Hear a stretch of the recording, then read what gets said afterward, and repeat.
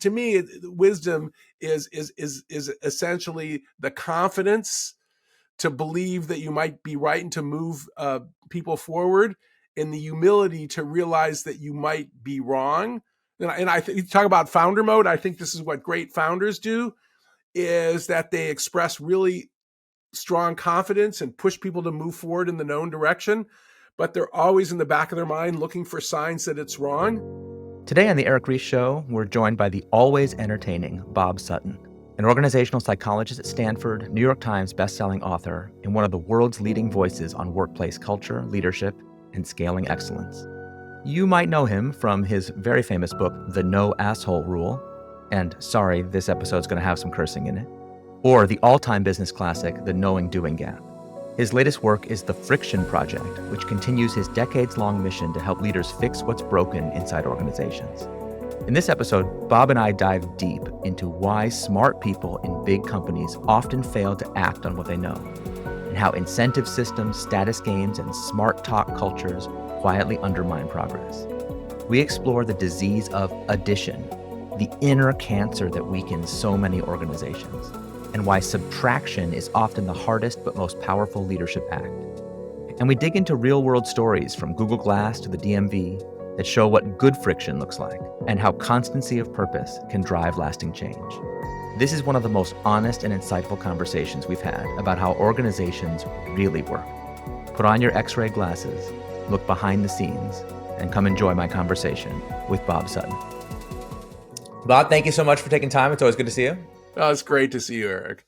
Yeah, it's a pleasure. So I want to talk about so many aspects of your research over the years, but I actually want to go back to the knowing-doing gap. Oh, can we do a deep cut first? Ancient history, yeah. That was, oh my God, that was 25 years ago. Yes. Yeah. For those who know, that book is a total classic, and what I still encounter to this day is in a lot of larger organizations, this idea, and even if they don't use the exact terminology, right, but the idea that like the height of excellence as a manager is the say-do ratio. Oh. People who do what they said they were going to do. And so, obviously as an innovation entrepreneurial person, it's a bit of a challenge because, of course, we wind up penalizing the middle managers that work on things that are uncertain and we don't know how to say what's going to happen. But even still, like that basic idea that managerial competence is like the execution is about say-do ratio. I got to ask you about the origins of that book and how you that book was really interesting because we were interested in the puzzle of why would smart people do something. Mm-hmm. Or know what the right thing to do was, but then not do it. And there's lots of reasons. I would pick sort of two at the top. One is just incentives. Mm-hmm. Sometimes it's actually safer, even though, and this is sort of getting to, stuff about managerial competence, that that your boss is incompetent and doing something really stupid. But if you call your boss out, if you don't have psychological safety, you're going to get fired or get in trouble and it's anything from a surgeon making a mistake to a CEO buying a really expensive company that you think is really dumb. Yeah, totally. So there's that. And then there's this other thing, and we call this the smart talk trap, which is that there's lots of times in organizations where actually you get paid for saying smart things, not necessarily for doing it. And so I don't mean to take on McKinsey and the like, but a lot of times, and you and I have seen this movie, the strategic planning exercise takes a life of its own where people, like you'll get everybody in the company, and we've even had this in academic departments I'm part of, where everybody talks about what the plan is, what the strategy is, and then it's over, and then nobody does it. And then the next 3 years you do another one, but it bears no relationship to what happens in between. Totally. And one of our arguments is that very often it's easier to say smart things than it is to actually do it. So there's lots of incentives around for that. But that's the kind of stuff that we got interested in. This episode is brought to you by Ahrefs. If you run a website, I'm sure you check your traffic. Heck, I remember when Google Analytics first came out. It was an incredible advance. But these days, We have worries about privacy, about how bloated it's become and how delayed the data is. Ahrefs Web Analytics is a free, privacy-first alternative built for simplicity and speed. We're talking about instant insights on website traffic, top pages, where visitors come from, and what devices they're using. No cookies by default, no personal data collected, just the essentials without the noise.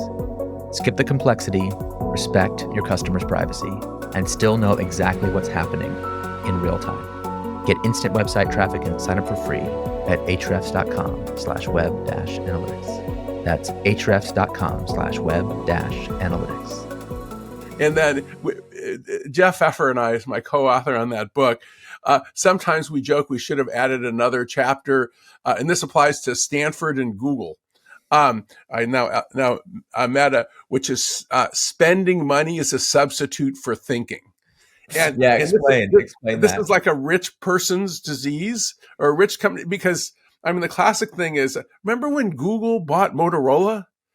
I mean, no, I don't even remember that. They bought Motorola was this huge telecommunication. It was huge. They bought it and they kind of ran into like it was just like a little speed bump for them because they had enough money to do something really stupid. Oh my God!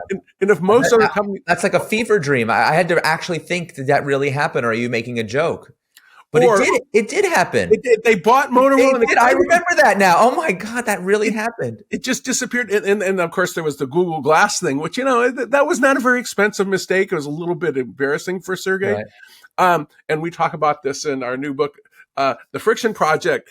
And essentially that was a situation, which is, this is sort of the opposite of, entrepreneurs are always saying, oh, I've got this great idea. And if only it would get into the marketplace. Sergey saw a prototype and ripped it out of their hands and threw it into the marketplace before it was ready. Yeah, he used to do that all the time.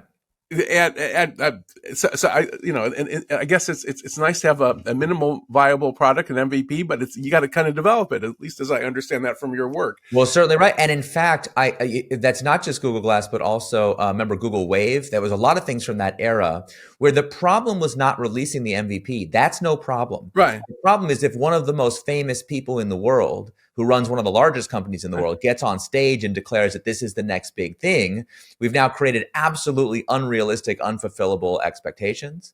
And more importantly, you can no longer pivot because a boss of all bosses has said this is the next big thing. Right. You can't say he was wrong.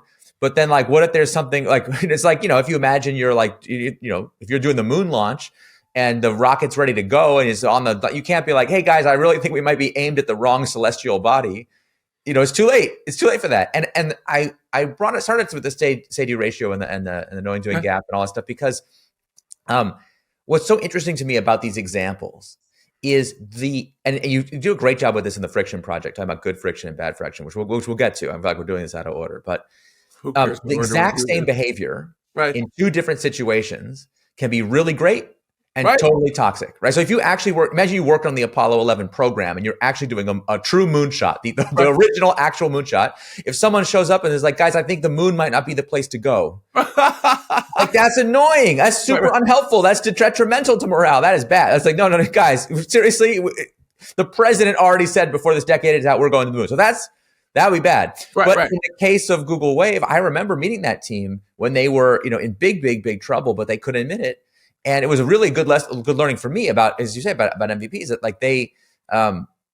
they couldn't change the plan because to change would be to admit that they had made a mistake. And as long as they stuck to the plan, there was still a chance that it might work out.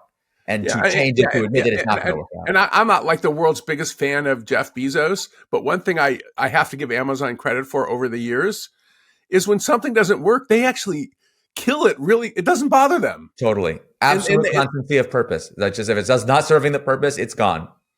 So anyhow, but another example of this, and we talk about this in the Friction Project to get out of corporate America. A friend of mine, her name is Becky Margiotta, amazing woman. She led a campaign that was called the 100,000 Homes Campaign. That did find community based and is organized. It wasn't like a top down thing. That did find homes for 100,000 homeless or unhoused Americans. And she said the campaign was stalling out, and she had a tattoo on her arm. I was up to 10,000 and she wanted to add the other zero like that. I mean, Yeah. she was very dedicated to this project. Yeah. West Point grad, former military officer. So anyways, so she figured out that there were these people in local communities and she called them hollow Easter bunnies. And these were people who, like those chocolate hollow Easter bunnies who would seem to be solid people and they'd say all the right things at the community meetings and they do nothing. And she was from the military. And in the military, there was an expression when something went wrong, and I'm going to swear. And she said she first heard it from her commanding officer, and she had to wake up her commanding officer in the middle of the night when there was some sort of problem in Afghanistan or something. And her boss, her commanding officer, said, "Who's fucking this chicken?" Which basically, that's like the directly responsible individual.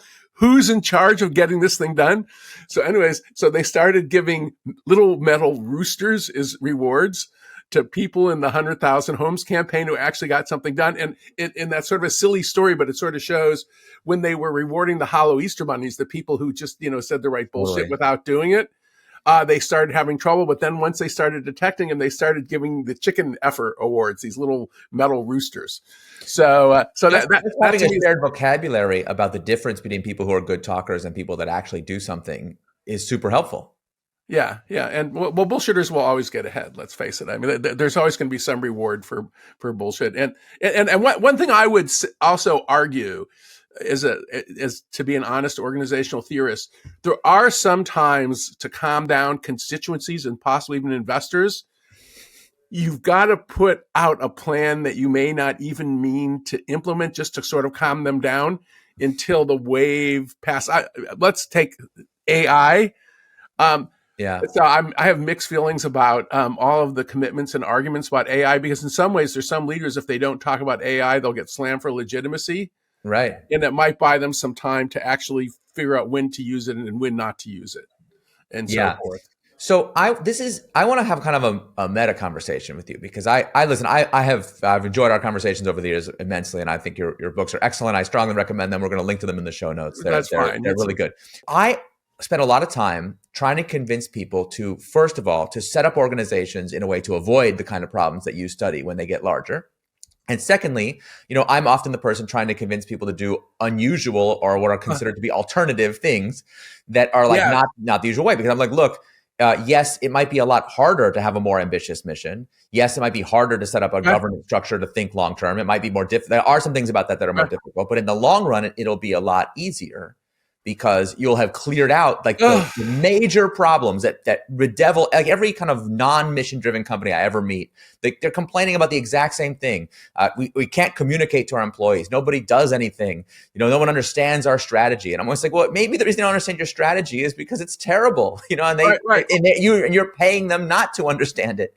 And you reward all this BS. Anyway, so I spent a lot of time on that. And one of the really interesting things that I encounter is this almost ideological idea that because capitalism is about efficiency, for-profit companies are disciplined by the market, and our current idea of the best practice to develop a company is shareholder primacy and absolute, when the shareholders say jump, you say how high.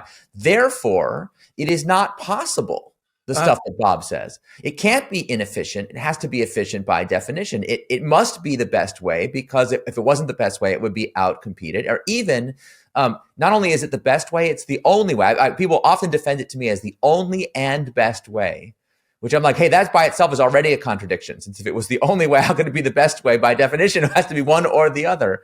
And I want you to help me understand. Well, first of all, there's so many layers to what you just said. We got to peel them back one at a time. Professor, you got to help me. You got to help me. How do I help you understand? I almost feel like we could have like 100,000 behavioral scientists dancing on a pin, and we would get 175,000 answers. So yeah, totally. So in the name of, but how is this possible? Like, I spend so much time with organizations that are basically thoroughly incompetent and accomplish nothing, and I'm told that can't be. Well, okay. I see the evidence with my own eyes. What's going on? So first of all, in terms of, they just have to be good enough to stay alive for some reason. It's not like survivals of the absolute fittest.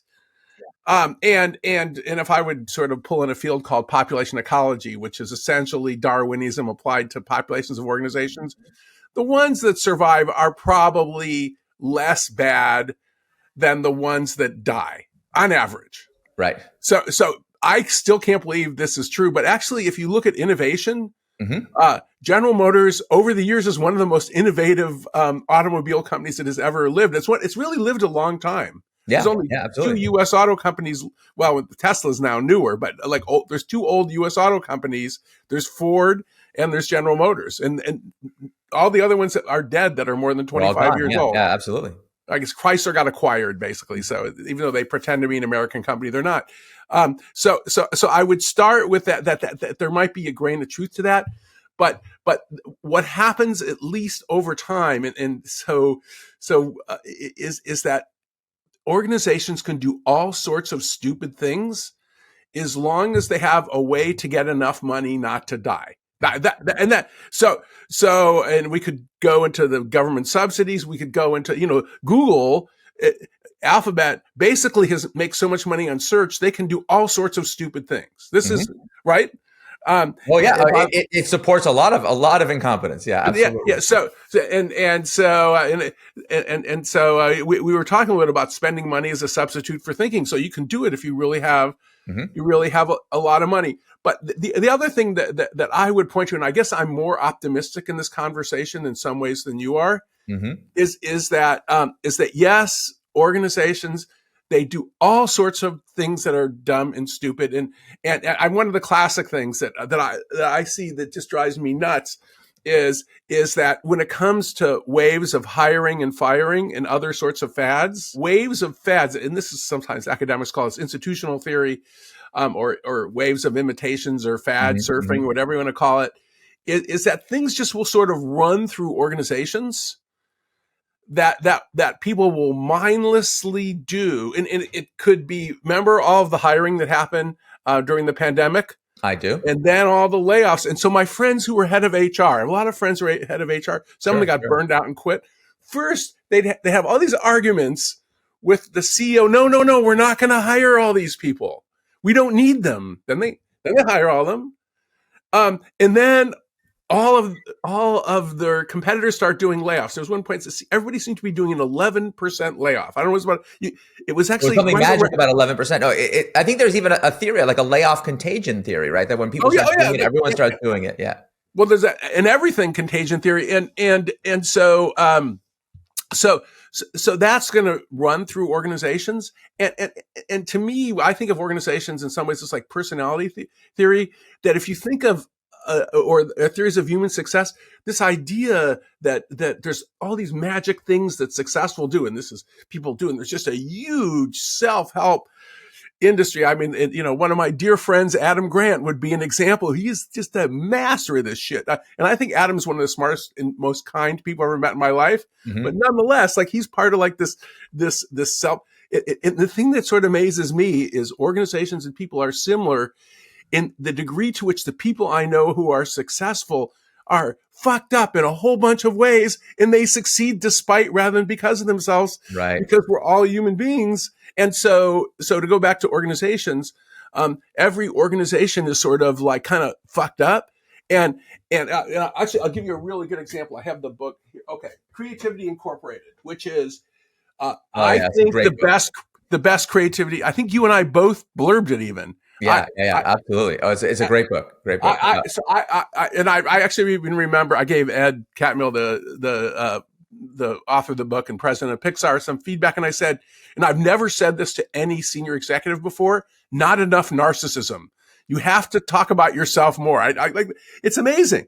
So anyway, so I'm at Pixar one day, and I was doing a talk on something, and I ran into this guy, this guy in line at the lunch stand. He said, "Oh, Creativity Incorporated, that is a great book." And he said, "Oh, I wish I worked at that company." And the point was, and I laugh, but every organization I know that's supposed to be so great has got these things it does that they're just all fucked up.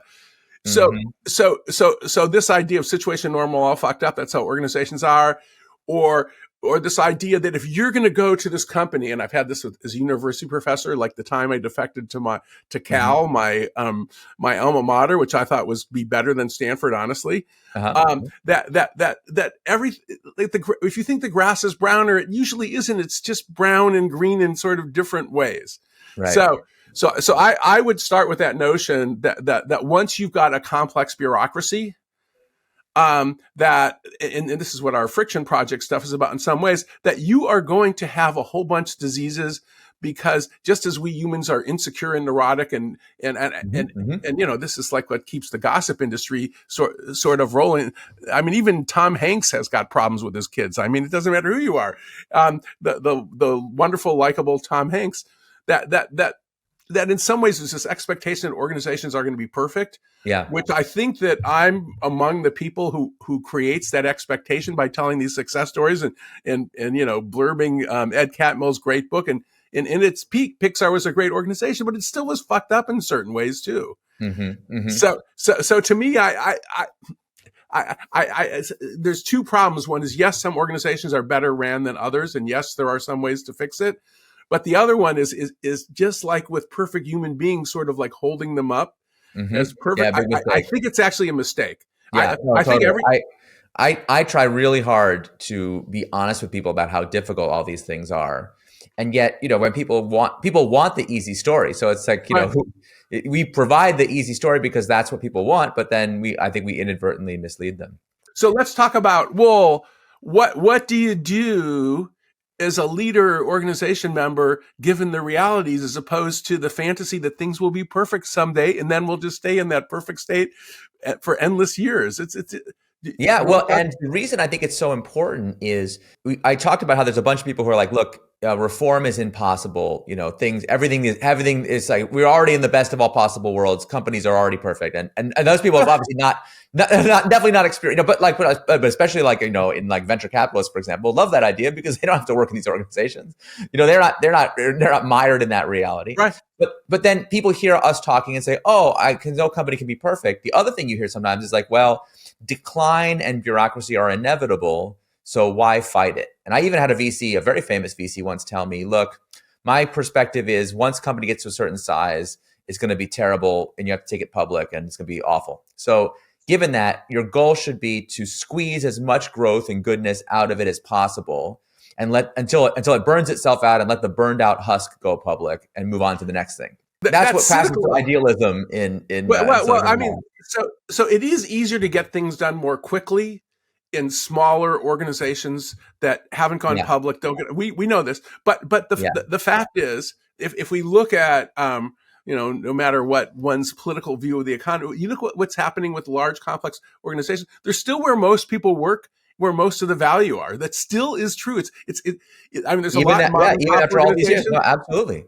But that's why I spend a lot of time with those organizations. I don't think it's a waste of time. I think they are capable of change. And once you've spent enough time, I'm sure you experience this too. Once you've been around enough different large companies, you start to see that there actually are orders of magnitude difference in performance. And frankly, how humane they are. Like some of them are quite cruel, and others are really wonderful. Right. And my friend Kent Beck and Beth Ondersbeck developed this theory called the forest versus the desert.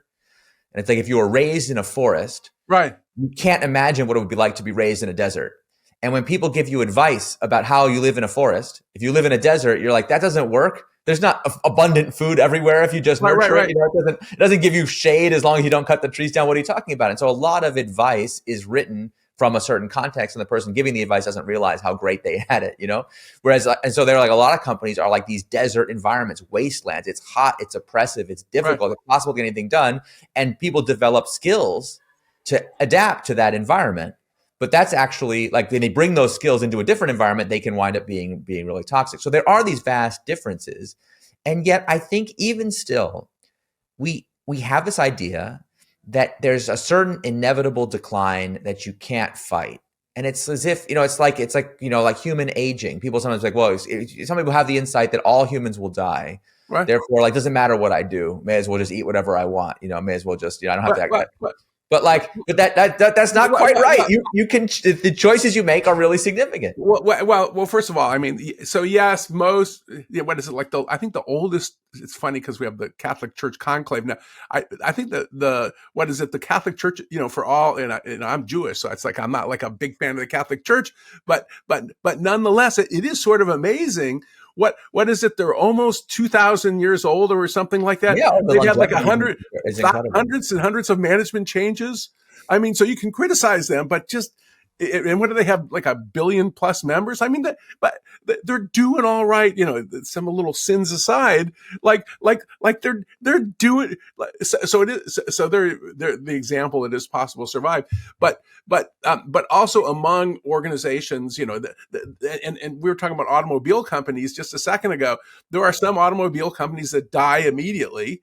And then there's some automobile companies like General Motors and like Ford that their flaws aside, they actually last longer. And by the way, the hallmark of automobile companies that tend to last longer is they tend to be more innovative.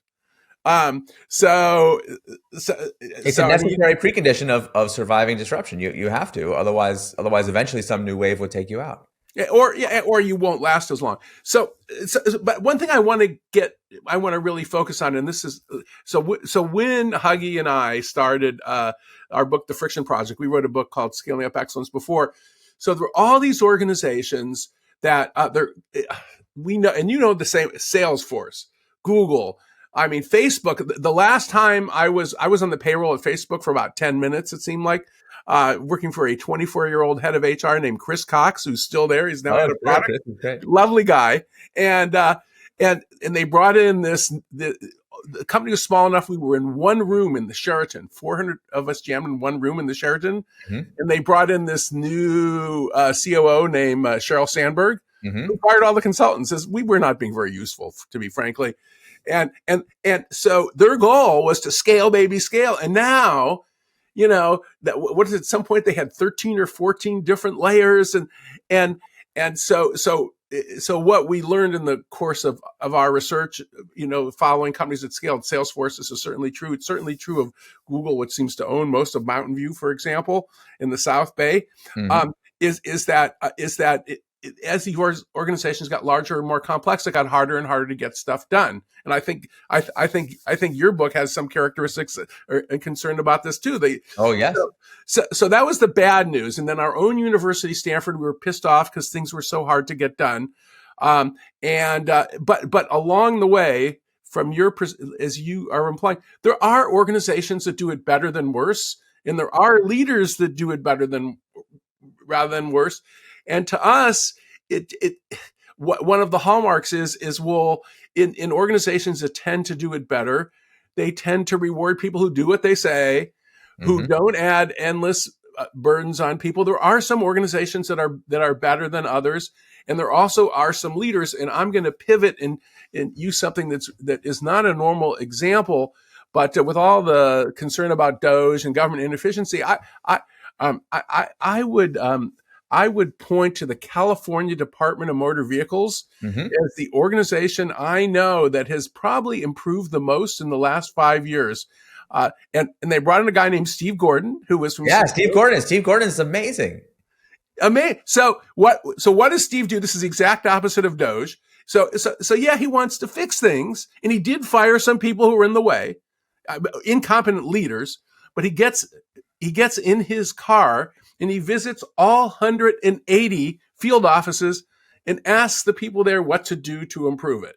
And there was work by McKinsey. There was, I think the software that they used was Salesforce, and they digitized a bunch of things. But and now, like, we have Real ID is just hitting this week, is my understanding. So they did a whole bunch of things to improve the efficiency of Real ID. So it used to be you were at the window for 28 minutes. Now it's 8. Things like that. And but in the process of doing a whole bunch of digital transformation and so forth, that there wasn't wholesale firing. What there was a disciplined approach to listening to people, driving out fear. And also because he went to all those different field offices, people like they gave him a chance. Yeah. And I think that might be how like a model for how you do large scale organizational change. Is the DMV perfect? No. But I would argue that the DMV, in terms of reducing burdens on citizens and employees, has improved much more than Google, Facebook, or Stanford. People have these fixed ideas about what efficiency and inefficiency looks like, but if you actually study it, if you look at what's going on, it's very different than they expect. I want to ask you about this really interesting phenomenon, because you're someone who studies these things for a living, and I've been finding this more and more and more that, like I said, I'm the one often advocating for people to do things that people consider to be a little bit odd, like have well, that's your role in life. That's my job. I'm trying to get people to think differently. And I'm not an academic. I don't live and breathe the academic research. So what I'm like an obscure collector of governance model. I'm like an eccentric collector. So whenever I hear a story, someone will be like, "Hey, did you know that Alibaba, when they went public, they didn't use dual class shares; they had an employee voting trust."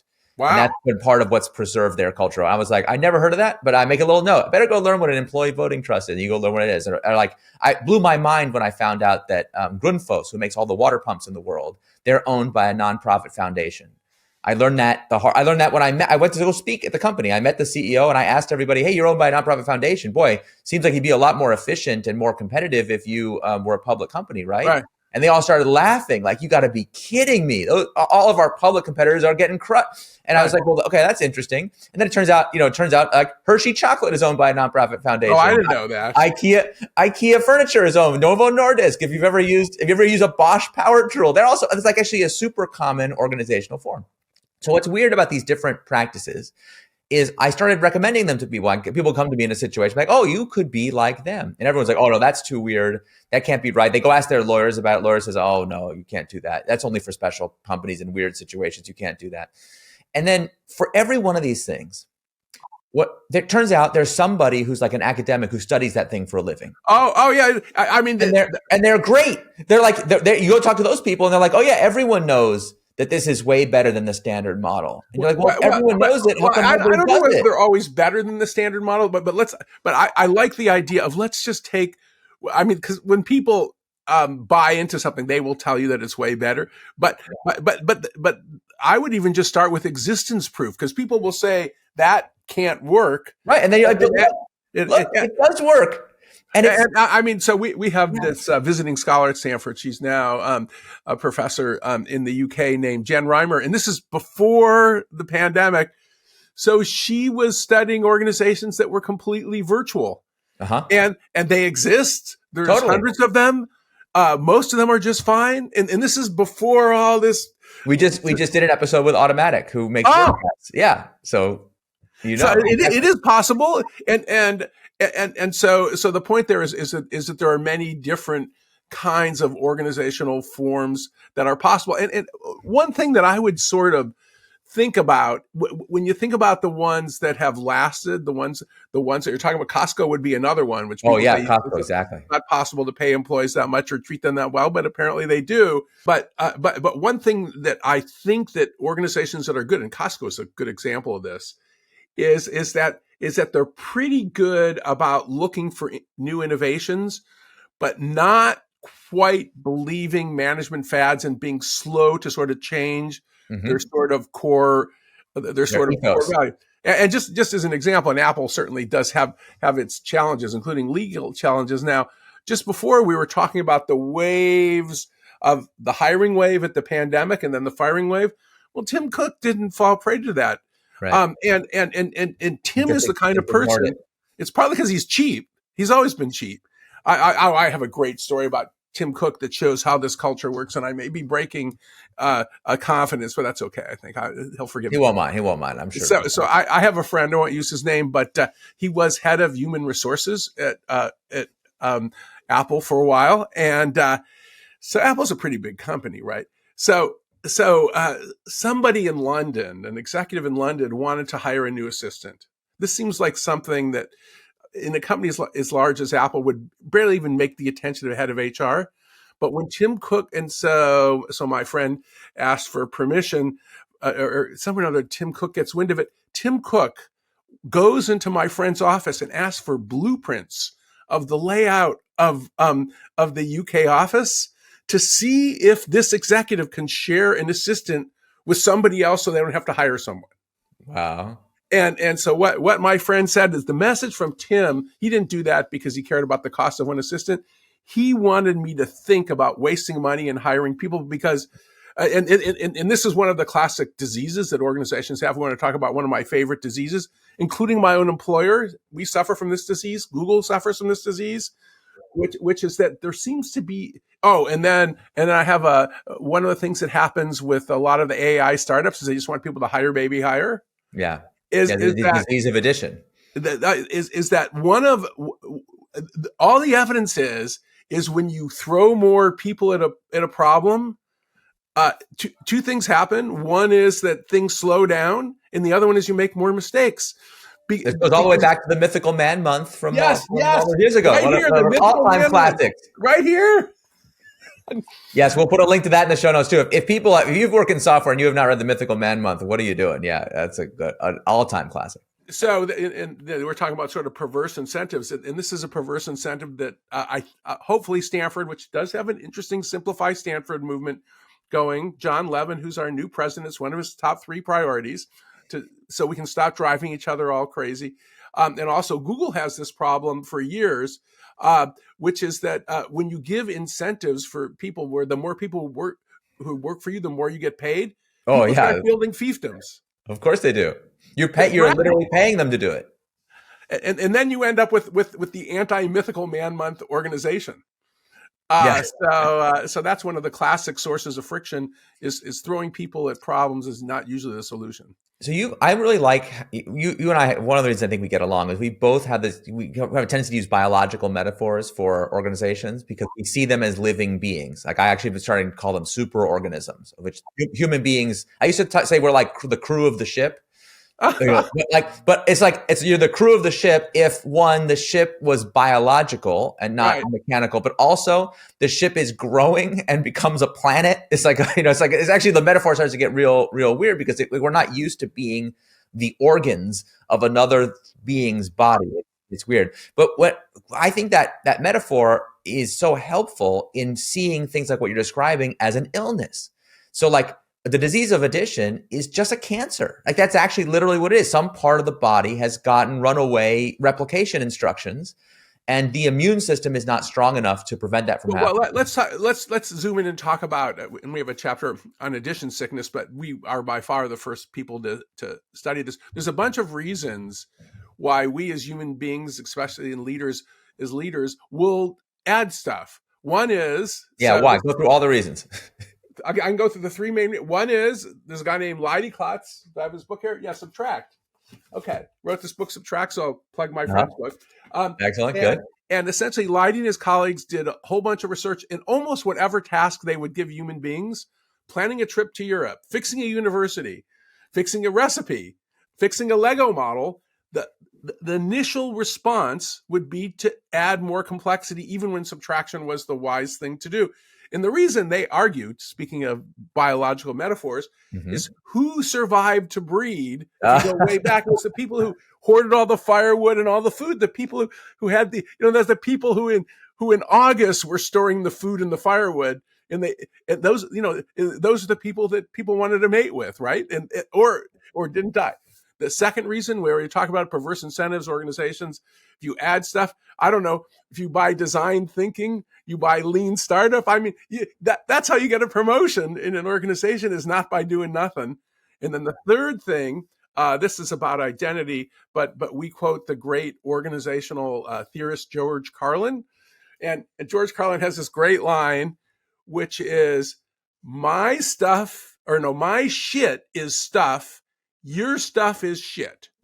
So what that means is that my stuff, design thinking, lean startup, let's take stuff that's like near and dear, that everybody should add that to their organization. Absolutely. And you should never subtract it. So this is what happens when we start digging into organizations, and people say, oh yeah, there should be subtraction, except my software. And this is software. This is my thing can't be subtracted. Oh yeah, of course. Every CEO I meet, if they ask one of their department heads, what should we do to fix whatever problem, they'll always get the answer, You should just put my department in charge of all the other departments and make them do my thing. And that will subtract, like there's 18 departments. So if you do that, that will subtract 17 systems from the thing. And of course they hear that from all 18 departments because everyone thinks that. And it's a very natural thing to do. And yet, yeah, as you say, when you think about it macroscopically, it creates this real illness. So that said, so that's the bad news, but I am optimistic and Huggy Rao is up. So there's all these organizations, all these leaders that we work with who actually figure out how to make subtraction happen. And How do they do it? How do they do it? So to give you like two extreme examples, one is and this is sort of the founding disease. So Google, so Larry and Sergey were really smart how they built the company. In 2002, 2003, somewhere in my drawer, I have a tape recording where I interviewed Larry Page, and Larry Page said, "Everybody in the computer science department hates me because before I hire them, I interview them 10 or 15 times to make sure they're not only good technically, but they can help me grow the company," which was very smart in the early days. Okay, this becomes instantiated into the organizational culture. And Laszlo Bach, who was head of people operations, head of HR for about 8 years, he comes in and people are doing 15, 20, 25 interviews before they give an engineer an offer. So what's happening is, by the way, the best engineers give up, and in those days we're going to Facebook. So they were and it's wasting everybody's time. So he puts in a simple rule, which is if you're going to do more than 4 interviews, you need written permission from me. And so I did a bunch of sort of online things with Google or Alphabet folks in the last couple of months. And I said, so are you being more disciplined about hiring? And one of them knew about the Laszlo story and said, yeah, we actually learned something from that. So that's one, It's possible. And then you also call that good friction in the book, right? Using good friction to make it harder to add bad friction. Yeah. That's what I would call that. Mm-hmm. And the same thing, by the way, with the credit card problem or software bloat. Yeah. And Stanford's doing this too with some discipline now, that in many organizations, in fact, software companies have this strategy of we get below, we price it so that nobody needs to ask permission from their boss. They can just. I was taught that in the early days of the SaaS revolution. I was taught that an optimal pricing strategy. Yes, you have to make sure that the person you're selling to can buy it without permission. Yes. And so therefore that's one, and so there is, but now there actually can be some discipline. And so just, to give a little example, and we were talking about Asana. So a friend of mine, this guy's named Andy Miller. He's the CTO for our humanities and science group. So it's pretty big, but he's got 15 people reporting to him. And they were in 3 different teams, all using different project management software. Mm-hmm. So what he did, and I hate to talk about authority, he told them they all had to use Asana, which I think that's useful use of authority. Okay. But then on the other end, with all the complaint about government efficiency, my favorite example of improving a government using something like design thinking, but a whole bunch of other things, is that there is a nonprofit called Sevilla in Michigan, and it was started by a guy who really knew how things worked in Michigan because he was head of the United Way of Southeastern Michigan. And so what happened was they had a form that about 2.5 million people a year filled out a year. So this is government benefits, healthcare, food, money, and so forth for disabled kids. It was the longest such form in the country. It was, I think it was something like 100 pages, thousands of words. Oh, yeah, it's such a cognitive tax on people who have the least amount of time available to, and the least sometimes capacity.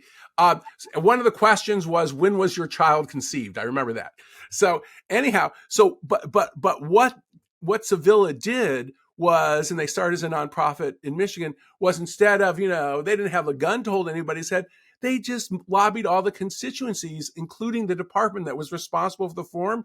For example, they got the top 8 people in that department to try to fill out the form, and the head of it couldn't finish it. So I think that's a good sign. And they worked with employees on the front line. They worked with citizens. They worked with lawyers. And in about 3 years, there was a new form that's 80% shorter. And fewer office visits, more people who started to finish it, all the sort of good metrics. And the reason I like that story, nobody got fired. Instead of pointing the fingers of blame at people, they said, how can we help? And so to me, that's a story of that. It is, and it's a lot of subtraction, 80% of the content of this form. And people can look it up. It's called Project Reform. But to me, it shows that it actually is possible to fix an organization. And the key thing that I would emphasize that we should probably talk about, what's the difference between a good and a bad culture? In the bad culture, they have, and I hope this isn't what's happening at Stanford. We're having the Simplify Stanford movement. They focus on that for a year and then they give up and they stop. Constancy of purpose. Yeah. Constancy of purpose. Or our motto, our line is, it's like mowing the lawn. There is no one and done. You got to keep doing it if you want to keep your lawn looking good.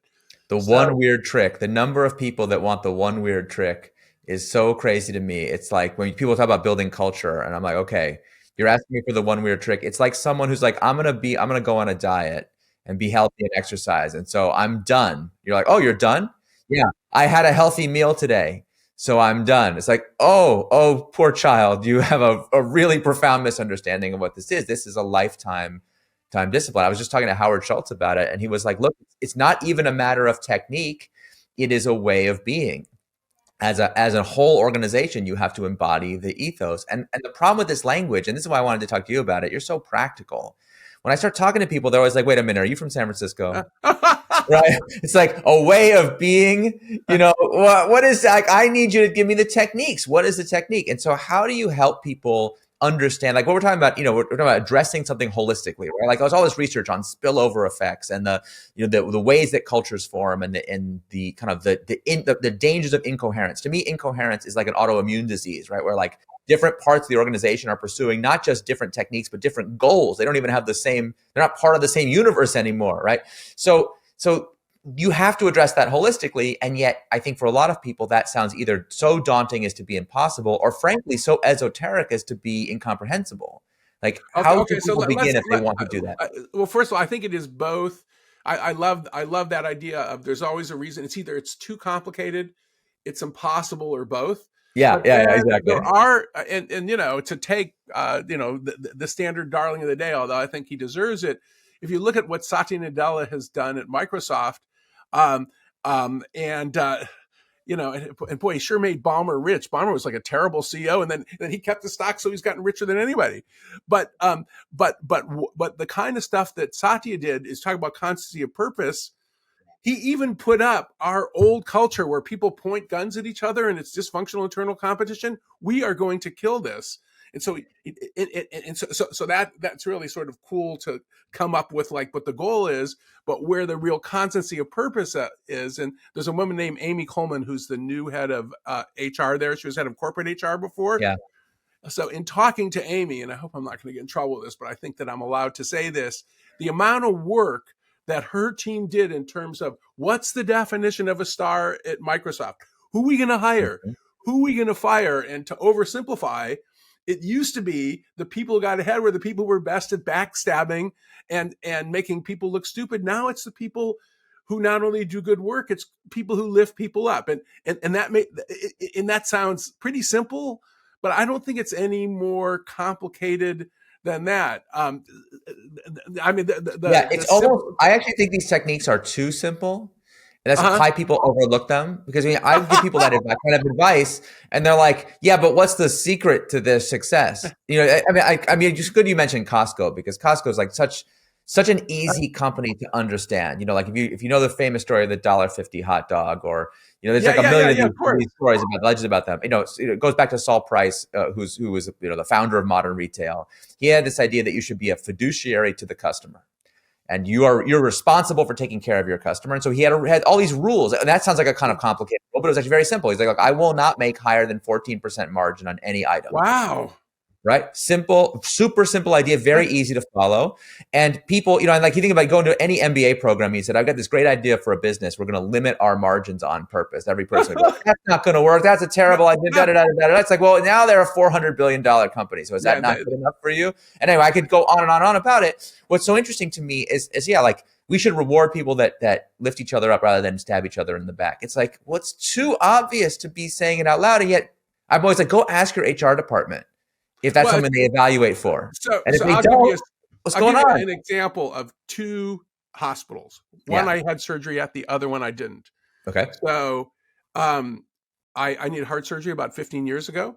And our friend David Kelly, it's a long story. He actually introduced me to a surgeon at the Cleveland Clinic. He is from Ohio. Anyway, so I go to Stanford, and it's really clear to me from talking to my surgeon, or that I was shopping for, that his definition was he was the smartest person in the room, and he got ahead by stomping on other people. And then when I went to the Cleveland Clinic, my surgeon, Mark Gillenoff, who still answers my emails, it was really clear that Mark, who, by the way, most people think is the best surgeon at the Cleveland Clinic, and they'll have half the mortality rate that Stanford does for similar operations, that he's the kind of person who helps other ones around them. And by the way, Toby Cosgrove, who was CEO of the Cleveland Clinic and built the modern Cleveland Clinic, he said when somebody's a superstar, this is my test, a superstar surgeon and an asshole, he fires them. And that's a pretty simple step. If you're a superstar and you treat people like dirt, That is you one of get the ahead. hardest. That's actually one of the hardest rules in business to follow, and yet it's so important. Yeah, You wrote try a whole book. running I a mean, you law wrote a firm. whole book about it. So I don't know Yeah, I if you did want to write a plug book. that book too. It's also a really good book. But just say a few words about the no asshole The rule. no asshole. Well, that and the no asshole rule is that if is that leaders in particular who treat others like dirt, who leave them feeling demeaned, de-energized, and disrespected, that people like that. Well, the evidence is that although an I win, you lose game, they may get ahead at least temporarily. That people who work for people like that get sick and are less productive. Mm-hmm. And on the whole, that there's a strong evidence-based case that people who create cultures of mutual respect and treat people with respect do better in the long term. And putting that aside, from my value perspective, even if you're an asshole or in a winner, you're a loser as a human being. So I don't want to deal with you anyway. So I also have a value perspective. So that's sort of that book. And what is it? When I die, that'll be somewhere in the first paragraph. It sold more. We have the same literary agent, Christy Fletcher. That book has sold more than all my other books combined. It keeps selling. So somehow or another, Well, I because am the asshole guy. the premise of the book is right there in the title. You can learn the whole book from the title. That is a true aphorism right there. Well, I have a friend who I won't name, but she runs a large, famous law firm, and when, even though if you're the senior partner who runs it, lawyers can be pretty nasty. I'm married to a lawyer, and so she said she would display it. She said, I don't think I ever read it. She has it displayed in her office. She says, so my partners will be nicer to me. So anyway. Good enough reason to buy a book. You are also one of my favorite people to talk business fads with. I feel like you have a very, very incisive way of taking these apart. And one of my favorite sayings of yours that I have quoted many, many times was about holacracy, which was the idea that there should be no hierarchy in a holacracy. And you were the one who told me, well, the thing about holacracy is there's I'll let you tell the joke. I feel like I shouldn't tell your joke. What's the joke? Because I may not remember it. Yeah, you probably remember it. Okay, you told me that the way you know that holacracy doesn't have no hierarchy is at a minimum, there's the guy who said, let's do holacracy, and everybody else. So it automatically has a hierarchy to it. Yeah. Holacracy. Well, first of all, the biggest holacracy, which is a fad that is fading, and in fact, it's kind of disappearing at a pretty high rate. And really the problem with holacracy, and yes, holacracy did have a hierarchy, or does have a hierarchy. I unfortunately read the entire Constitution at one point, and it's gotten a little better, but it was one of the most badly written, incomprehensible documents I've ever seen in my life. And I think the guy's name is Brian Roberts. At one point I wrote him and I said, why is it so badly written? He blamed a lawyer. And I showed it to my lawyer wife, and she said, oh, this is written by a lawyer who can't write. Some lawyers can write. That was, and so so it's both a religion in terms of how the operating system for the organization is, but it's also very hierarchical, because it's based on these things called circles, and it's a hierarchy of circles, and the circle above can always kill the circle below. So it actually is hierarchical. But the biggest problem with holacracy is that it was so complicated, that it was sort of like following, a game that was almost impossible to learn and comprehend. So I think that was one of the biggest problems with it. And it was a way to have an organization be more participative and more decentralized, which I think is often, although not always, good. So I'm not opposed to the idea of decentralized. Yeah, it's more of an implementation challenge. It just and at Zappos it never really took hold. Really, I mean, it sort of did. But some of the most successful executives actually ignored it and pretended to be conforming to it. See, that's a case where hollow talk is worthwhile, by the way. When your boss tells you to do something stupid and you pretend to do it, but then you do what is smart. That is super, super common. In fact, it's a problem in a lot of innovation scenarios, because people will bring me in as a consultant and they'll tell me, we want to improve our innovation. So it'd be great. Tell me about some innovation success stories so I can learn how the culture works. And I'll be like, well, we had this great success, XYZ, that followed the company's official process. I'd be like, great. Who was in charge of XYZ? Senior Vice President so-and-so. Hey, Senior Vice President so-and-so, is this true that you, and I'll be like, absolutely. Well, I was like, who ran it for you? Well, it was actually Senior Director so-and-so. And I work my way down the hierarchy. Right. And if you do that, if you eventually find the person who did the actual work, in a lot of organizations, that's 4, 5, 6 senior leaders away. Right. And you say, hey, I heard your project was a great example of the company's innovation culture, and you'll get total laughter. They're like, oh yeah, of course we told people that. And I'm like, what do you mean? They said you followed the StageGate process. You did it. We took the thing off the books. We completely figured everything out in a totally iterative way for 18 months. And after we were completely done with the project, then we began the StageGate process of recording our hypotheses. Yeah, exactly. It was a complete kabuki theater. Well, and I'm like, don't you feel dishonest about that? And they're like, no, that's what they pay me to do. Well, sometimes I think in some organizations, I'm thinking of a large manufacturing company I worked with in the Midwest at one point. The StageGate process was actually like a full employment bill for everybody in this sort of medium-sized, Midwestern city. But so once I spent a whole week going through trying to understand the StageGate process in this manufacturing company. And what I learned was that they actually had quite a few successful products. And the hallmark of them was the guy who ran the company for years. His name was Bob. So my name is Bob. So I thought this was amusing. I said, so how did this happen? To go through the StageGate process? And so we couldn't find a single product that ever made it through the StageGate process, by the way. Yeah, that is the main flaw with StageGate. Is awesome as a matter of theory, but in practice, no one ever actually uses it. Like, all the decisions get made politically. Bob had said it was so important we didn't have time to go through the StageGate. That's what they said. Yeah, I didn't have time to go through that. I love that. Okay, I wanted to ask you about another management fad that is passing through Silicon Valley right now. Have you heard the phrase founder mode? Yes, I keep getting asked about founder mode. So it's this idea that if I'm a founder, that like I'm impatient and we go really fast. And once I get into what do they call it, manager mode? Is that the right? So the origin of the term is it's interesting because it was Paul Graham. Oh yeah, Paul.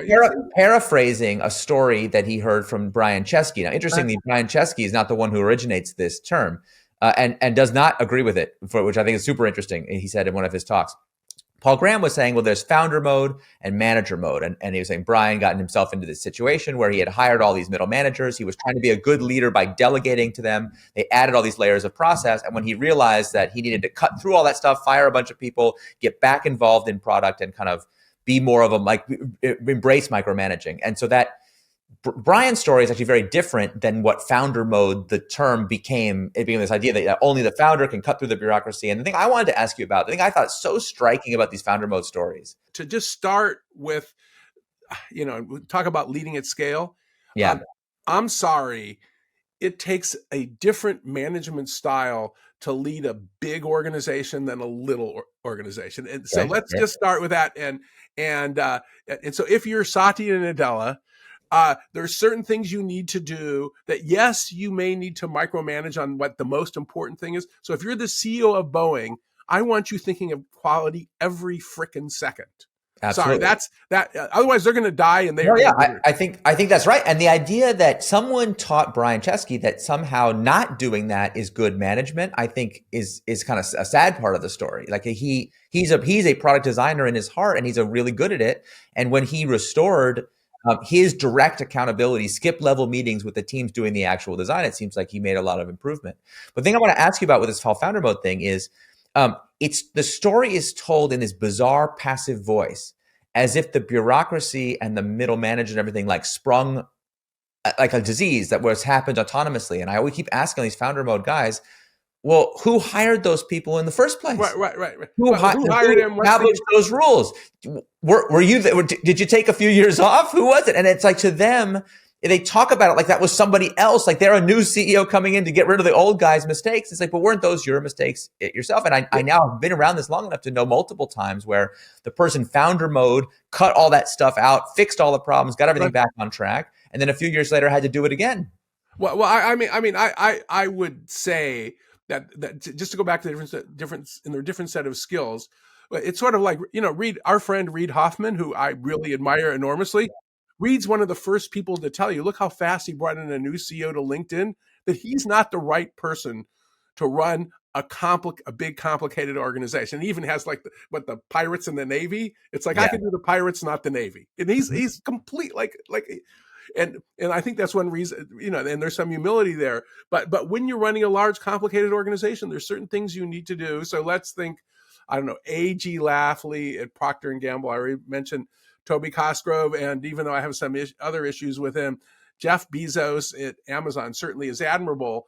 That they knew as the organization got larger and more complex, they had to divide it into pieces. They had to have fewer messages. And Howard Schultz would be another example of this. They had fewer messages they had to say over and over again. They had to delegate more stuff. There's a whole bunch of things that you need to do. But let me press you on this point, because that's obviously true. I certainly agree. But like, if I'm a founder and I'm in a hyper growth company and I'm like, no, I think I could be one of those all-time greats who can do both. I really want to stay as a CEO and I want to really drive this thing. But I'm worried that, as I get bigger, I'll become distracted from the company's core purpose. I don't want to have to go founder mode on this thing later. I want to be able to grow it in such a way that I'm doing the right things. Like, what advice would you give a person like that? Well, so they're not creating the very frictions they have. What advice I would give a person like that is to be really careful, because as you get richer and more powerful and more well-known, people will flatter you. Mm-hmm. They will lie to you. They will withhold bad information, and you will start believing your own bullshit. Yeah. And so I see that happening to so many people. That is a mental illness. And also when you put people in power, it happens to them naturally. So who knows where it comes from? But this, some of the stuff that I like is, well, what people do you have in the organization who are going to argue with you and tell you that things are wrong? What friends, how do you get to sort of to the bottom of the organization to sort of figure out what's going on? In the famous example, Todd Park, who is famous for fixing the Obamacare website, is that his motto is, you don't trust the team, you go to level 6 and the people are actually doing the work to figure out what the problem is. So it's like Steve Jobs used to do those very famous skip level meetings with whoever he felt was the people he wanted to have at his offsite retreat, not by org chart. Yes, and the other thing that they do, let's go back to quality at Boeing, and Jobs was brilliant at this, is Jobs wouldn't think about it. So talk to Ed Catmull, a friend of ours, about what it was like working with Jobs. Jobs would be extremely concerned about what he thought was the most important thing, and once it left and he could trust somebody, he'd just leave. And we know he never really thought about money or margins and stuff like that. He just thought about quality. There's certain things he ignored. So I don't know if you're old enough, but I'm old enough to remember when the Apple store in downtown Palo Alto was being developed. Steve would go in there at night, every night, and would like just. He was not always that nice, so he got a little nicer with age. And one of my favorite stories, and I heard this from one of my students, is a friend of hers, being a good MBA, worked at the first Apple store, and so she ordered bags. Of course, what she did was she got her spreadsheet and bought the cheapest bags. And Jobs yelled at her and fired her. And that's very nice. Speaking of assholes, but the reason was, his argument was, when you walk out of the store, you want to have a really nice, high quality bag, so you feel like you've bought something that's really nice and high quality, not a cheap, filmy bag. And we all know, I don't know, it's still true at Apple stores, they used to have such expensive bags, I wouldn't throw them away. Bags, And if, it's actually great psychology, because there's this thing called the peak end rule, that the way you evaluate an experience is the best and worst part and how it ends. Yeah, the thing And you when have you're at the end, the last thing you experience in the store is how you walk out with the bag. this Absolutely. beautiful bag, and so that was. But Jobs, the Apple Store, he was really focusing on that and was ignoring a whole bunch of other stuff. So one of the things I want to ask you about is, so we were talking about mission-driven organizations, right? People like Steve Jobs or Todd Park, right? Leaders who, Satya, who like really have an ethos, they have a point of view, and they're trying to drive that idea through their organization. My experience working with organizations like that is, or people who are aspiring to be an organization like that, is that the people, I call them the torchbearers. There's people in the organization who like, they get it. And they're like, no, I'm willing to spend more on the bag. I'm like, in most organizations, those people are under constant siege by like people wielding spreadsheets. So like you're like, look, I think we should, I just saw a headline that Southwest is going through this right now, where like having people check their bags for free. We can't have people check their bags free. It's a hot dog story. Like, we got to raise the price of the hot dog. I just found out that Costco sells 135 million of those hot dogs a year. So if they were to raise the price by $1, they would add $135 million of free profit to the bottom line. What kind of company could resist the spreadsheet that tells them to do that? Now, the reason they're a $400 billion company is because they have the strength to resist. Well. In the case of the hot dog, it's just it's just iconic. One thing that kind of there's a subplot here which I think is worth thinking about, which that it is possible to run a reasonably effective organization where it is not all ran by torchbearers, and it is simply reasonably well ran. And I'll pick an organization that it has some controversy.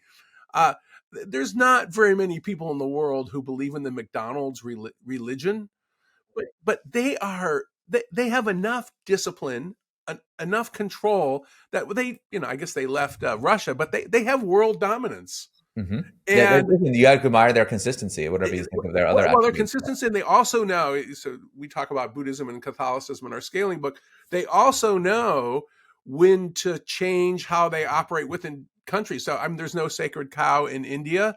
They sell in Europe, they'll sell beer and wine at their locations. We don't do that in the United States. So there are different sort of localized products, but they're an example of an organization that there's very few people who have the McDonald's religion. Mm-hmm. Maybe in the early days. So it is possible to do it, and they are using probably too many spreadsheets. But so it is possible to have an ordinary business that people, only, and then the other one, which I have such mixed feelings about, is Walmart.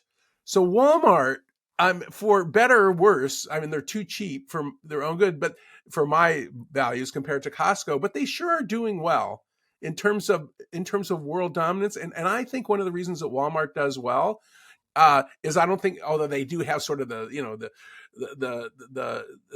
Sam Walton sort of religion there, that I think they're really disciplined about understanding what matters most. And I get interviewed by Donna Morris, who's the CHRO there.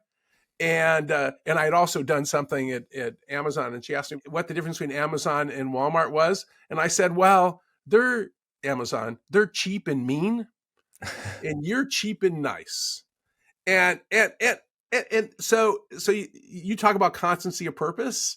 Cheap isn't always good. I do think they underpay their employees, and I wish that they would treat them better financially, but they're nicer to them. And Amazon is cheap. They're just kind of nasty. But if you work there, you just sort of understand that's what the culture is. There is a constancy of purpose, and there is a focus. So if it's possible to do that, why go the extra mile to do it right? Like, I think in business culture, we've got this idea that exploitation is strength. And I just think, like, even if you just understand Jeff Bezos' a simple idea that your margin is my opportunity, right, you realize that like exploitation is a weakness. You can get away with it for a time, but it's a thing that makes you vulnerable. So like I'm trying to get people to think a little bigger. Say, look, yes, you can achieve constancy of purpose around some crap vision, but how about actually aspiring to do something transformative? And I learned this from Todd Park. Like, Todd Park has this company, Devoted Health. Devoted Health, yes. They actually love their customers. That's the Yeah. rule. You have to treat them like you treat your own parents. And when I tell people that there's a health insurance company that would love you, most people don't understand what that means. Like that it's like does not compute. And certainly if they can comprehend it, they would be like, well, that doesn't sound very serious. Surely that sounds like a nonprofit. That sounds like some squishy thing. They're going to get crushed by some private equity asshole one day. And it's like, no, no, no. If you have a company where the customers love them, it's reciprocated, and they won't switch, then every time they get a customer, they literally remove the total available market. Remove that person from the total available market available to their competitors. It is the most ruthless kind of competition. It's a huge competitive advantage. Well, and so I've talked to Todd about that a little bit Yeah. too. And in addition, their argument is that they can help people engage in behavior that makes them healthier. Yeah, which is the cheapest kind of Which healthcare is there the is. cheapest. Yes. So it reduces their cost. So I think the place where I think you and I especially resonate, and I think that Walmart and Amazon would be examples of organizations that in the long term, I hope we have fewer rather than more of, even though I like some of the people there. But there are all these organizations that are both humane, effective, and have a long-term perspective. And it is possible to be them and to succeed. And the Todd Parks Devoted Health is a really good example. Costco in its industry is a really good example. I would point to the Cleveland Clinic as another example. So it actually is possible. So this argument that, and so I guess asshole companies always have to finish first. I think that the evidence is against that. I was talking to a mutual friend of ours who I won't name because I'm not sure he would want this to be publicly quoted about him. And big part of my work lately has been trying to answer this question of like, is it possible to build an organization that can resist corruption? That's the word I've been using for it. Like that, the nexus of like financial gravity and all these forces and act things. I feel like we're building fundamentally weak companies, weak cultures, weak companies. And so like, it's like, not only do they not have the strength to resist the one ring, they're like grasping for it the first opportunity, and they go wrong. And he just said to me straight up, he's like, look, that sounds nice, but I just don't believe it's possible. The best you can hope for is, Google had a good run of like almost 15 years, right? Like Microsoft's done okay. Like, but eventually everyone succumbs in the end. It's just, to corruption. That's what you can do. What's that? To corruption? To corruption. That's literally what he said. You're setting people up for failure because you're promising them something that is not achievable. And this is someone who is known publicly as a reformer, like someone I really admire. And I think maybe it was just having a bad day that day. So leaving that aside, like nonetheless, like what I think is so interesting about you is that you study this stuff so deeply and yet have been able to maintain your optimism. There's ethics in corruption. Let's separate. So to quote my late father-in-law, yeah, when people talk about ethics, I hide the good silverware. And so there are some kinds of organizations and groups that we've been part of that are so moralistic and so narrow that's one thing that I worry about. And those are places where it's very hard to innovate, by the way, of course. Because they're so narrow. But when we're talking about actual corruption, graft, and things like that, at least my hope, and this is not like a huge area of my expertise, but my understanding is that when companies get really corrupt, that they do okay for a while. And then they collapse. And then they start collapsing. Why do they start collapsing? This is where some of the Darwinian forces might be reasonable. So what's the effect of corruption? Well, they have a lousy product. They treat their employees badly. They steal from their employees. They steal from their customers. So they might do okay in the medium term sometime. But if we look at least the organizations that I believe will be selected in the long term, that those and to go back to Walmart, not just I was just thinking of them, is that they actually are an organization that doesn't have a lot of corruption problems. And then let's even talk about my former client McKinsey. McKinsey was one of the most ethical, admired companies. So what's happened? They've had actually a bunch of corruption scandals. Yeah. And they're actually paying the price for it. Oh, the reputational cost. I mean, again, you think about the financialization of Boeing, or like the degradation, what happened at Wells Fargo. You just, and my favorite example, I'll run this one by you and see if you think this is an illustrative example. Do you know, there's a company called Practice Fusion. It was No. a health records startup or something like that. Okay. They got wrapped up in the Purdue Pharma scandal. It took them down. Oh, And the story was just wild to me. They had a idealistic founder, raised a lot of money from VCs. They forced him out, brought in a professional CEO, and they wanted faster growth. And along the way, Purdue Pharma came to them and said, "Listen, we'll pay you $1 million if you will push opioids on the doctors that use our system, like by advertising," which they did. And then anyway, later it came out, they got sued. Justice Department went after them. It cost they had to pay $150 million fine, and B, the company completely collapsed because who wants to be involved with a company like that? And what's so fascinating to me about that story is how little money they got from Purdue Pharma. They only got $1 million. They destroyed the whole company for $1 million. And you think about like Boeing, right? Like saving the money on the little bolts in the door. Right. Like, or Steve Jobs with the bags. Like the only way to make sense to me of these bizarre stories is the people who made the decision had somehow internalized the idea that their job is to make money by whatever means possible. If someone with a spreadsheet says this can make money, we must do it. Well, so it is interesting. I'm thinking about the bolts in the $1 million.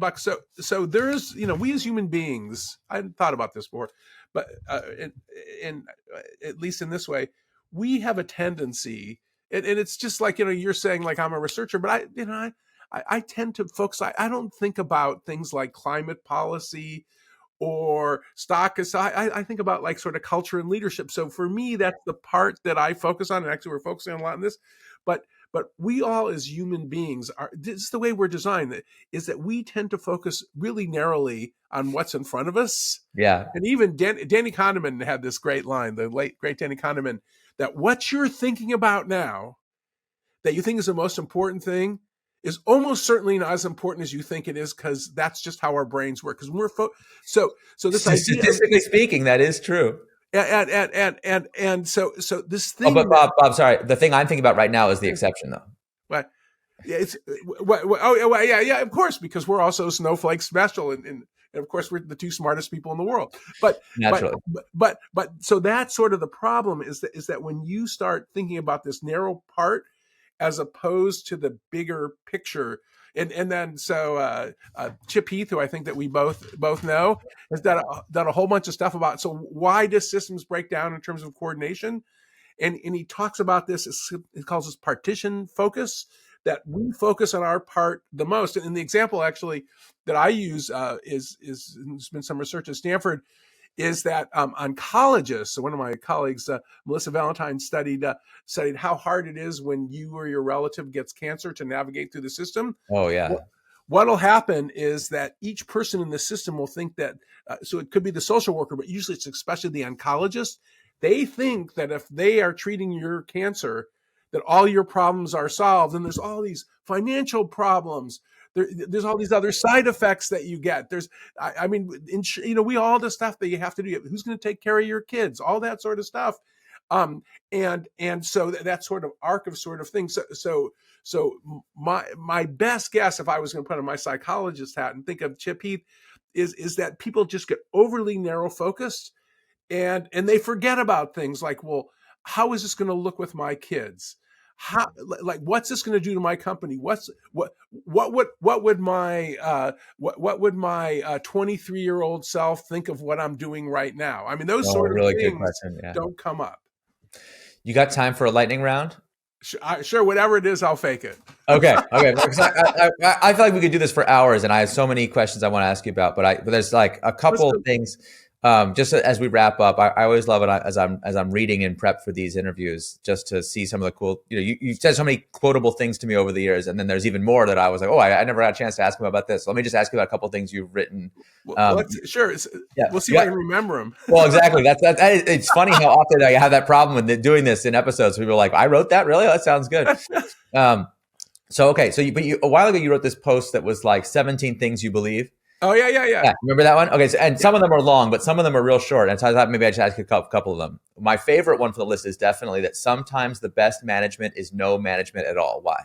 Well, this is just the notion. So this it's actually evidence-based from my friend Jeff Pfeffer. There's a bunch of research that the more closely that you as a manager watch someone and the more feedback you give them, the better you will think their work is independently of the quality of the work. Because you did all this work, you got to justify this Oh, that's effort. right. Oh, sure, of course. So, I never so, thought of that. so, in what some of the best leaders do is they just know when to get out of the way. So, and I'm going to see him tomorrow. So our friend David Kelly, the founder of IDEO in the Stanford D School, David has this amazing ability, as long as I've known him, to just get out of the way.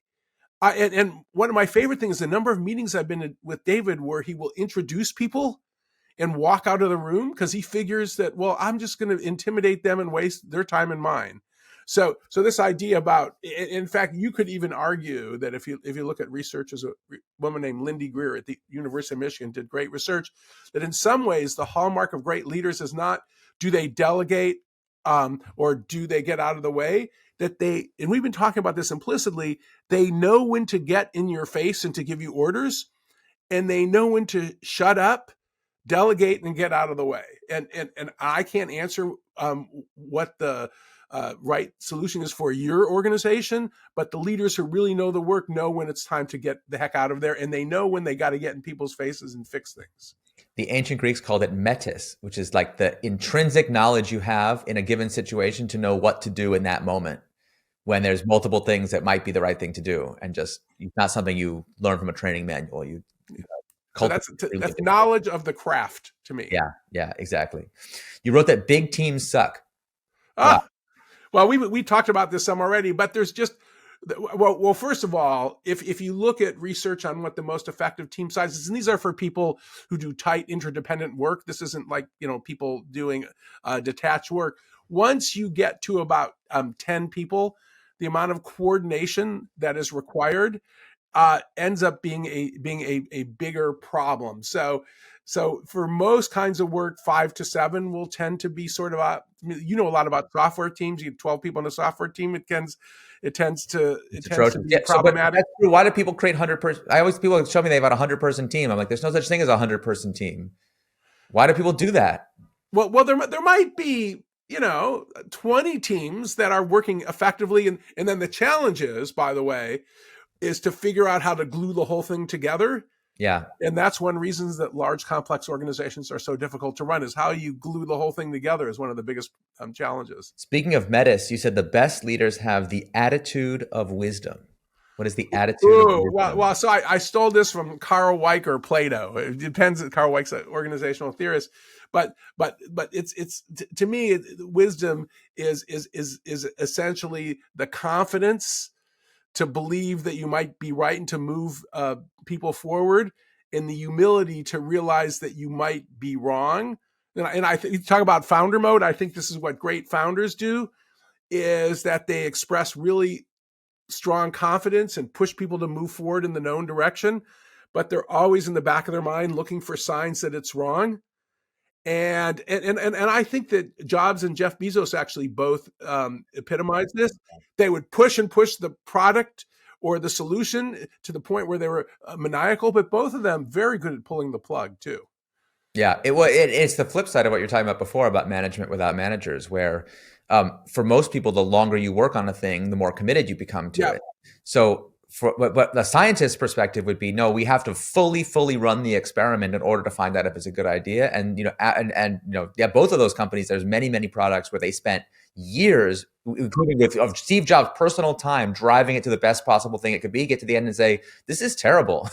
we're not releasing this. And like that takes tremendous, and think about all the movies that Pixar didn't release, or there's so many examples where that's a very difficult thing to do psychologically. Well, since speaking of Ed Catmull at Pixar, Ed used to talk about that one thing about Jobs is he'd come in like really in your face and really strong, but if you push back, he'd change his mind. He just had to respect you, which was sometimes a challenge. So yeah, exactly. You said, "Am I a success or a failure?" is not a very useful question. Ooh. So this is, I mentioned a guy named Carl Weick, my famous organizational theorist, and his argument here, which I'm just stealing from, is, well, if you just are wallowing in the fact that I'm a failure, well, you get kind of depressed and it's hard to move forward. If you really, I am a failure, I'm a loser. If you say like I'm a winner, I'm smarter than everybody else, I'm faster, I've made so much decisions, I'm not going to listen to them. But the alternative to that, speaking of Satya and Nadella, is to be in learning mode, which is whether I'm succeeding or failing, and this is very much fits with your MVP notions, is that the question is, what am I learning? So in the next iteration, I'm going to get better regardless of where I'm at now. So and I go back to Pixar, this view that they basically expect the ugly babies are going to suck, that things are going to be terrible for a long time. And the question is, are they making some progress towards something that's acceptable? Yeah, exactly. So learning, not am I learning, not am I a loser or a winner, is a more constructive mindset is what that means. All right, we'll close with one that's a little bit longer, so I got to read it to you. But I like this one a lot. You said the best teams and organizations are constrained by shared mindsets, a few simple beliefs about what's sacred and taboo that people talk about, and that hold each other accountable for, and that guides actions. We were talking about constancy of purpose before, but to me, what good leaders do is they know the few things that matter. So to go back to Amazon, which there's some things Amazon I didn't like, but it's really clear, at least 7 or 8 years ago when I had more contact with Amazon, that in the room, regardless what function people were from, that they thought the customer was the most important thing, and they were cheap, frugal. And whatever decision they made were driven because that they knew what was sacred and what was profane. And when people violate that, then they get in trouble, not just with the boss, but so this is a hallmark of high accountability organizations. The boss, there's nowhere to hide. Right. And so to me, that's when I think of that's the kind of place I want to have surgery. Yeah. That is where everybody feels safe, and not just safe, but obligated to call other people out or to help them or to teach them moving along the way. And I don't know about you, but the best teams or best people I've worked with, it'll feel like that in the relationship, even if it's painful in the short term sometimes. It's a great thing to end on because, of course, like when you say, what's a place I would want to have surgery, right? You're really getting right to the heart of the question of trust. It's like, in order for me to trust an organization with my life, I got to believe that there's nowhere to hide, that there's high accountability, and that they view my life as sacred and things that would harm me as taboo. And if you don't have that confidence, you're definitely not going in for surgery. Yes, and since we talked about Todd Park, that's the kind of organization I want the people I love to go to. So exactly. not the one that has that is trying to save as much money as possible on my surgery. Yeah, best ROI for its private equity owners on the investments, return on investment capital for the things that it's just like that is not what gets you in the door. Absolutely. Right. Bob, thank you for coming on, and listen, thanks for all the research and you've done all the evangelism of these key ideas over so many years. It's influenced a lot of us. Yeah, it's a messy problem, but it's fun to sort of wrestle with them. And thanks for all that you've done, Eric, to sort of convince people that capitalism doesn't always have to be cruel and impatient. So you're a positive force in the world. I admire you. Oh, thanks for saying so. You've been listening to The Eric Ries Show. The Eric Ries Show is produced by Jordan Bornstein and Kiki Garthwaite. Research by Tom White and Melanie Rehack. Visual design by Reform Collective. Title theme by DB Music. I'm your host, Eric Ries. Thanks for listening and watching. See you next time.